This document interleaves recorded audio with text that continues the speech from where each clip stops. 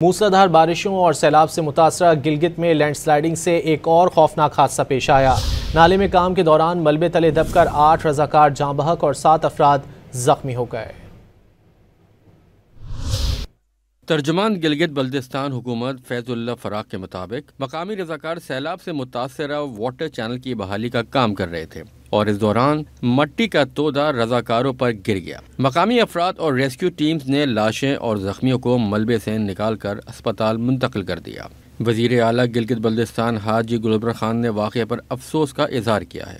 انہوں نے زخمیوں کو تمام سہولتیں دینے کی ہدایت کر دی۔ افسوسناک واقعے پر علاقے کی فضا سوگوار ہے۔ گلگت بلتستان میں لینڈ سلائیڈنگ کی خوفناک ویڈیوز نے سب کو پریشان کر دیا۔ گزشتہ دنوں گلگت بلتستان کے مختلف علاقوں میں موسلادھار بارشوں اور سیلابی ریلوں نے تباہی مچا دی تھی۔ گلگت حکومت کے مطابق گزشتہ بارشوں اور سیلاب سے 10 سے زائد افراد جاں بحق اور متعدد زخمی ہوئے تھے۔